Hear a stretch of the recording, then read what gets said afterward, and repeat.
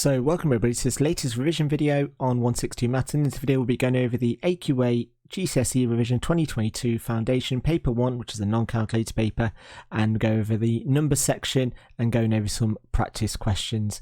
Now there will be a copy of the questions in the description below for you to have an attempt at before watching this video and go through the answers, or we can do it together while watching this video.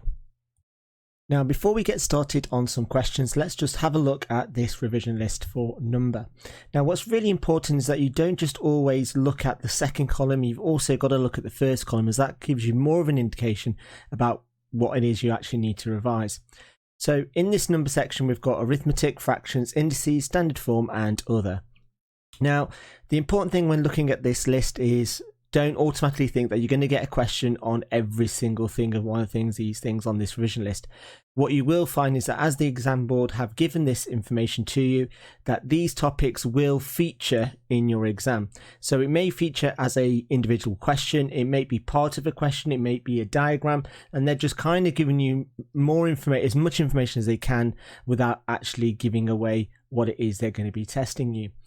So let's have a look at these 5 columns then. So arithmetic, we're looking at 4 operations. So that basically includes being able to add, subtract, multiply and divide. And that will also include decimal numbers as well. Now negative numbers, that includes exactly the same. So working with negative numbers of adding, subtracting, multiplying, dividing, but also looking at ordering numbers as well. Now again, negative numbers can appear in so many topics in maths. So then writing that negative number, again, could be an individual question, could be multiple choice, could be involved in a algebra section. Next one is order of operations, also known as BIDMAS. So again, you're using BIDMAS for solving equations. So again, may not be explicit to this particular section, could be incorporated in other sections of shapes and measure and algebra. Fractions, arithmetics basically looks at you writing fractions of another number. And also that will also include adding, subtracting, multiplying, dividing, equivalent fractions, simplifying fractions, and just general number changing of fractions. Fractions of a number, that again comes with writing fractions and fractions of amounts. So for example, work out 2/3 of 26. Then you've got the laws of indices. Now the laws of indices is extended at higher GCSE. So at foundation, the only ones you kind of need to remember are the ones involving multiplying, dividing, powers of 1, powers of 0, and brackets. There are other laws in terms of fractions and decimal as fractions and negative numbers. But again, at this level, foundation level, you won't need to worry about that too much. The next section looks at standard form. So standard form is looking at conversions, and that's a case of converting numbers in ordinary form to standard form and standard form to ordinary numbers. And then you're looking at calculations, and that can involve adding, subtracting, multiplying, dividing, etc. The next one is other, so looking at inequality notation, so being able to read and understand what less than, more than, less or equal to, more or equal to, number lines, being able to work with decimals, work with calculations, work with BIDMAS. I've seen some past questions where you've got one calculation on the left, one calculation on the right, and you need to decide which symbol fits the statement best for it to be true. And then the last thing we've got is systematic listing, and that is basically writing a list of outcomes of all possible outcomes. And again, what I'll include in the description below is a video that covers all of these topics, so that if you're not too sure about the actual contents of each of these particular lists of topics, then you can watch a video which goes over them more explicitly.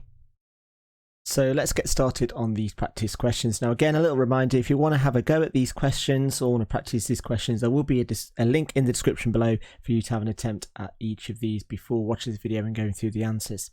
So looking at question 1, it says work out the square root of 121 minus 13 minus 5 times 2 all squared. Now this is a BIDMAS question or order operation. So what we've got to do is we've got to work with this. Now I'm going to swap this number here with 11, so it's 11 minus, and then it's 13 minus 5 times 2 squared. Now then it then becomes BIDMAS, so I've then got to do the 5 times 2, so it's 13 minus 10 all squared. Then we've got the 11, and then do the bracket, so then I've got 11 minus 3 squared, and 3 squared, then do the power, which is 9, so it's 11 take away 9, giving me a final answer of 2. Then moving on to the second question, which is work out 23.7, take away 2.5 times 8.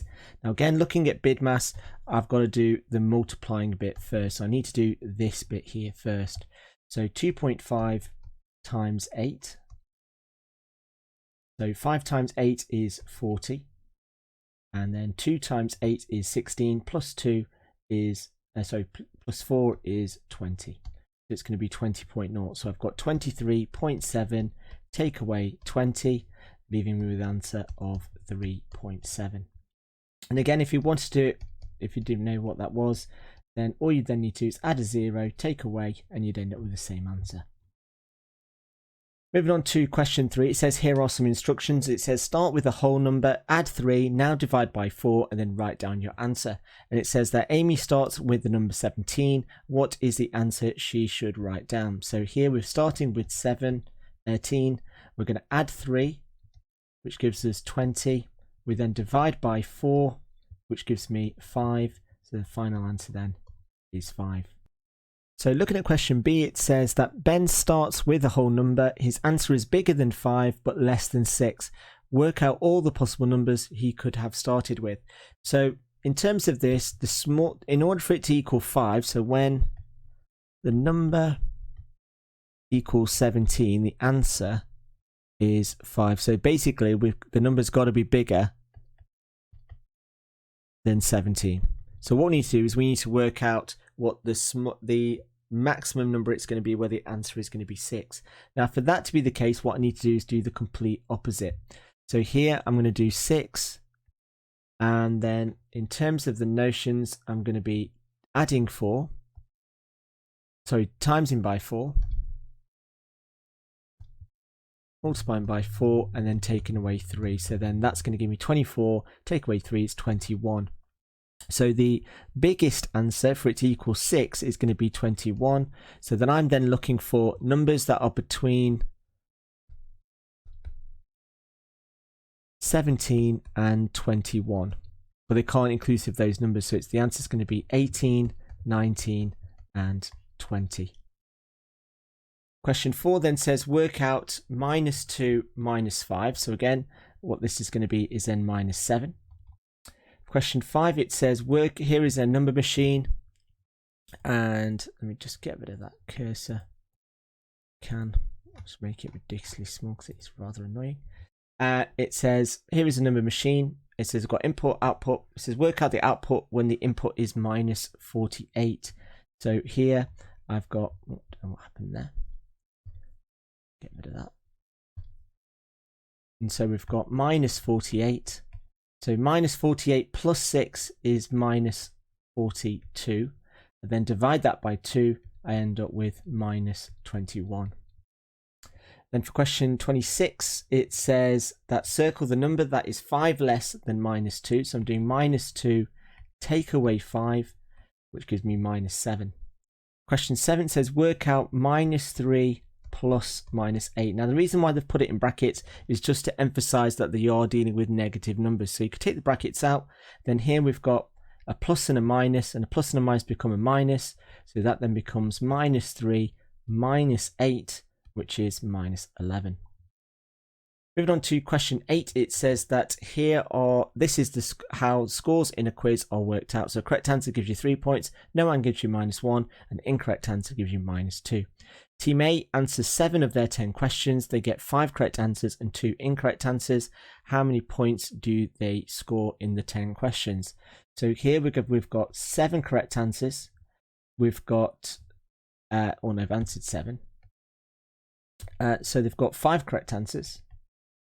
They got 2 incorrect answers. Now, if all of these green numbers need to add up to 10, that means I've got 3 missing. So they didn't answer 3 of the questions. So here I've got 5 times 3, which is 15. 3 times -1, which is -3. And 2 times -2, which is -4. I'm going to do 15 minus 3, which is 12, minus 4, which is 8. Then moving on to question B, it says Team B scores 17 points on the first 10 questions, complete the table. Now in this, what you need to do is you need to make sure that the numbers that go into the first column need to add up to 10. And obviously we need a total score of 17. Now for correct answer, remember you're adding 3. For not answering a question, you get -1, and for an incorrect answer, you get -2. So how many +3s, +1, -1s, and -2s do we need to make with 10 of those numbers to make 17? And the correct answer is going to be 7, 2, and 1, because 7 times 3 is 21, 2 times -1 is -2, and 1 times -2 is -2. So 21 take away 4 is 17. So that there would be the correct answer. Moving on to question 9, it says circle the number that is closest to the value of root 50. Now, the type of numbers that are the most easiest to square root are going to be square numbers. So what square numbers are close to 50? Well, it's going to be 49, and the next one is 64. Now, which of these two numbers, so 49 is equal to 7, and root 64 is close to 8. So out of these two numbers, which of these is closer to 50? Well, 49 is, so the answer then is going to be closer to 7. Moving on to question 10. So again, we're estimating, so it's usual calculator to work out. Now, although this is a non-calculator question, you probably wouldn't get question 1, or part A, I should say. But if we do work out what part A is, and let me just quickly get a calculator to work that out. So 18,593 times 437, all divided by 11, and we get an answer of 752,951. Now, this one is more likely to appear, so it's where we've got to use approximation to 1 sig fig to work out the answer. So looking at this number here, our first significant figure represents a 1, and that 1 represents 10,000. So we want to round this number up to nearest 10,000, and that is going to be 20,000. We've then got to round this second number, and we look at the first sig fig, which is 4, and that represents hundreds. So we want to round that number up to the nearest 100, which is 400. And then finally, we then want to round this number. Our first significant figure is the 1, or the first one I should say, and that represents tens. So we're going to round this number up to nearest 10, which is 10. Then dealing with the top half of the fraction, I've got 4 times 2, which is 8. And then counting the zeros, I've got 6 zeros. So 1, 2, 3, 4, 5, 6, all divided by 10. So I can take off a 0 from both the top and the bottom, leaving with answer of 800,000.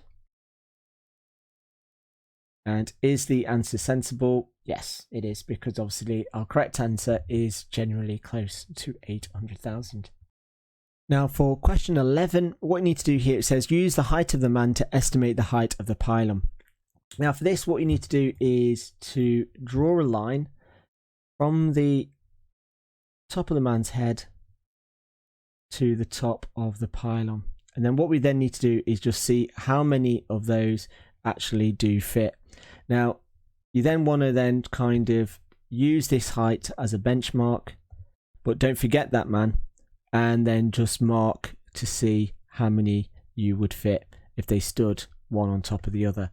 Now, I would say roughly any answer that goes from 10 to, let's say, 12 people, or men, I should say, as it says in the question. So then we're just doing 10 times 1.8, which is 18 meters. Where I got that 2 from? So 18 meters, or if you did 12, then that's going to be 12 times 1.8, and we quickly work that out. Times 1.8, then I've got 8 times 2, which gives me, work it out,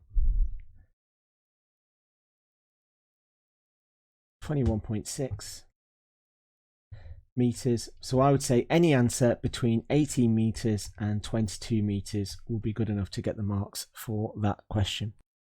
So then moving on to question 12, it says work out 21 as a fraction of 12. So here we're writing 21 as a fraction over 12, and then we just then need to simplify it. So what number goes into both 21 and 12? Well, it's going to be 3, so it's going to be 7 over 4. We can't simplify that any further, so our answer is the first option. Moving on to question 13, it says Zoe is thinking of a number, 3/10 equals 90 and equals half of her number. What number is she thinking of? So the first thing we want to do is we want to work out this.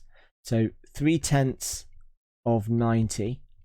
So we divide by 10 times by 3. So 90 divided by 10 equals 9, and 3 times 9 is 27.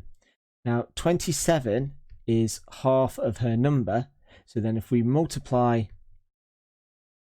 by 2, so 27 times 2, and let's just quickly work that out, in which we get 54. So her number then is 54.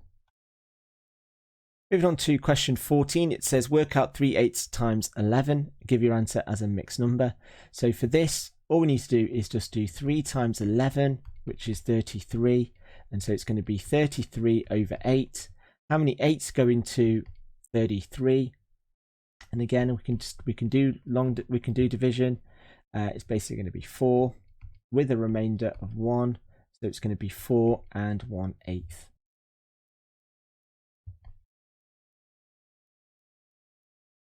Moving on to question 15, it says 3/5 of a number is 162. Work out the number. So here we need to work out what 5/5 are. So 162 equals 3 parts, and the answer equals 5 parts. So 3 divided by 162, so we can work out what 1 part is, and that equals 5. So we've got 54, so 1 part equals 54. So then if we multiply that by 5, I get 20, and then 25 plus 2, which is 227, so giving me an answer of 270. Moving on to question 16, it says circle the expression that is equivalent to 2x to the power of 4. Now with this, what we need to do is 2 to the power of 4 times x to the power of 4. So we need to do both the things in the brackets to the power of 4. Now 2 to the power of 4 is 2 times 2, which is 4, times 2, which is 8, times 2, which is 16. So it's going to be 16x to the power of 4, which is our fourth option.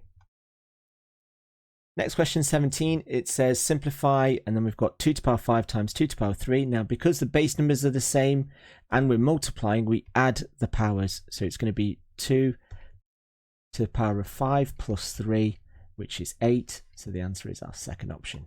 So looking at question 18a, it says circle the number that is an integer power of 4.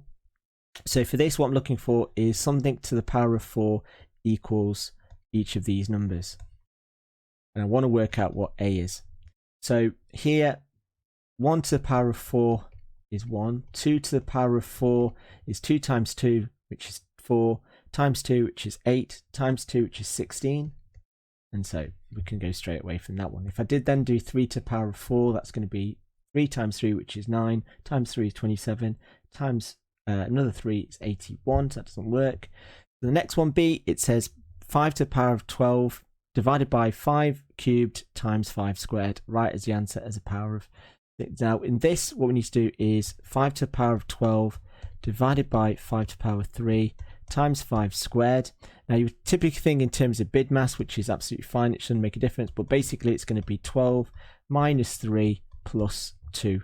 So 12 minus 3 is going to give me 9 plus 2 is 11. So here it's going to be 5 to the power of 11, which is our fourth option.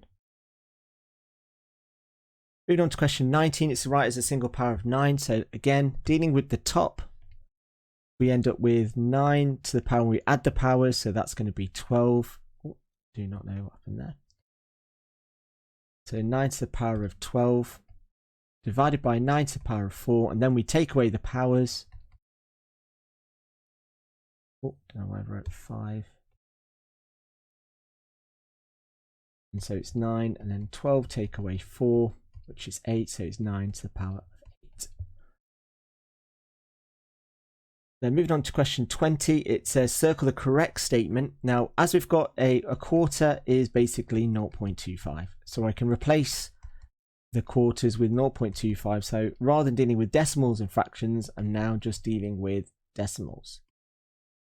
So which of these statements is true? So again, the arrow always kind of points at the smaller one, or the crocodile that eats a bigger number, whichever you prefer. Well, it's definitely not going to be this fourth option, so that is going to be definitely a no-go. 0.3 is bigger than 0.25, so that is true. and all the other statements are false. So looking at question 21, it says that in A, W and X are whole numbers. W is a number that's greater than 14, X is a number that's less than 30. Write down the smallest possible value of W minus X. Now for this to be the smallest possible, we need W to be its smallest value. And we need X to be its biggest number. Now the smallest W can be is going to be 41. And the biggest X is going to be 29. So if I do 41, take away 29, it leaves me with an answer of 12. Then for question B, it says that Y and Z are whole numbers, and we've got Y is less than 60, Z is less or equal to 50. Work out the largest possible value of Y plus Z. Now for this to be the biggest, Y needs to be its biggest, and Z needs to be its biggest. So here we've got 60. So it's going to be Y, the biggest number Y could be is going to be 59, and the biggest number Z can be is going to be 50. So it's going to be 59 plus 50, which gives me an answer of 109. Then for question 22, it says write down all the integers that satisfy between minus 3 and 2, inclusive of minus 3. So if I write down all the numbers between the limits. Now, if it's got an underline, it means I get to keep it. If there's no underline in the inequality, I get rid of it. So I get rid of the 2, and there is my final answer. It's minus 3, minus 2, minus 1, 0, and 1. The next one then says show on the number line. So I'm going to put a circle over the 2, a circle over the 10, join the points up. Now, if it's got a line underneath it, I colour it in, so I can colour the 10, but I don't colour in the 2 because there's no line underneath. Now moving on to question 23, there is an error in the question, so there's something missing in that, so I've just added what needs to be added. So looking at question 23, it says that 6 is less or equal to 2n, and n minus 3 is less than 4. And it says list all the possible integer values of n. Now whenever you're dealing with these, you always need to make sure that n is by itself. So to make n by itself in this first expression, what we've got is we're going to divide both sides by 2. So I've got 3 is less or equal to n, and then with this I'm going to take the 3 and over to make it positive 3, so then it becomes n is less than 7. So here what I'm looking for, if I join those two possible answers together, I get this. I'm looking for numbers between 3 and 7, so if I just write those down, so 3, 4, 5, 6, 7, and then I get rid of any number that hasn't got a line next to the inequality with an equal sign in there. So I get rid of the 7, so it's going to be 3, 4, 5, and 6. Moving on to question 24, it says their team of 2 players is picked from these players, and said team must have 1 female player and 1 male player. Complete the list to show all the possible outcomes. So what you want to do here is develop a systematic list. So if we're starting with Amy, what we're going to do is we're going to change the male players. So it could be Eric's already done, so we could have Tim, and we could have Rob. So I then move on to the second female, which is Laura. And again, I could have Eric, she could have Tim, she could have Rob, and just make the L's there. Now to make sure you've got all the right number of combinations, here I've got 2 in this section, I've got 3 in this section, so I've got 2 times 3, which equals 6. So I should have 6 total outcomes. And that could do another way of to see how many you should be able to find. Then looking at question 25, it says write down all the whole numbers that are between 20 and 50 and have a difference of 4 between their digits. Now one thing you could do is you could write down all the numbers between 20 and 50, which is going to take you more writing down 30 numbers, and then just write down which one's got a difference of 4.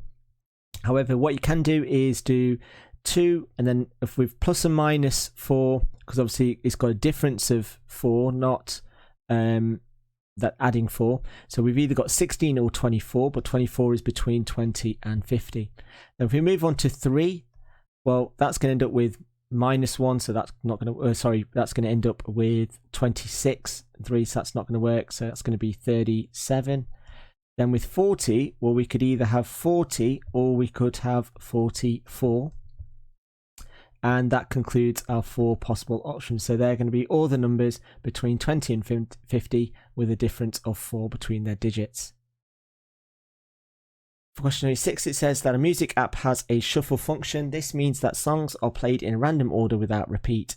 Ruth puts 10 songs on shuffle play. One of them is her favourite. Write down the probability that her favourite song plays first, and that's just going to be 1 out of 10. Ted puts songs A, B, and C on shuffle play. List all the possible orders of song A, B, and C. One has been done for you. So again, if we keep A consistent, and let's just jiggle the next two songs. So we've got C and B. So that's all the possible orders of A. A goes first. Then we look at B. So I could have AC and then CA. And then with C, I could have AB and then CBA. And there. And again, just to double make sure we've got possible outcomes are going to be 3 times 2 times 1, which is 6. And again, I've got 6 possible outcomes. Moving on to question 27, it says the diagram shows a door lock. The code is a number followed by a letter. Steve enters the code at random, but it wants to break in basically, and work out the probability that he has entered the correct code. So it's going to be 1, and then you could have A, B, C, D. And then we could have 2, and then we've got A, B, C, D. And there are all our combinations. Question 28, so we now move into standard form. It says write 360,000 in standard form. So we write this number here as a number between 1 and 10, and then we just count the number of decimal places we move it. So it's going to be 1, 2, 3, 4, 5. So it's times 10 to the power of 5. Write 9.2 as an ordinary number. So it's going to have 3 zeros because it's a small number, and then we write 9.2. Question 30 says circle the number that's written in standard form. So numbers that are in standard form, remember the first number needs to be a number between 1 and 10, and the power needs to be a whole number. So this one is not, so we can cross that one off. This one isn't because we've got a decimal as a power.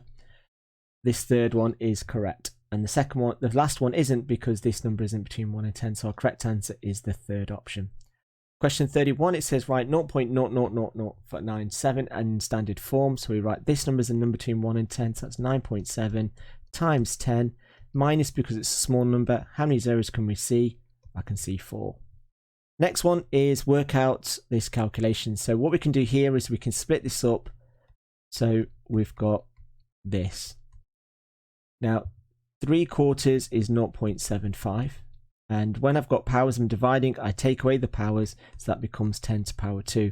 Now the problem with this is that this isn't in standard form because this isn't a number between 1 and 10. So if I make this number bigger, I've got to make the power smaller by 1. So it's going to be 7.5 times 10 to the power 1, which is just 7.5 times 10. So the answer then is just 75.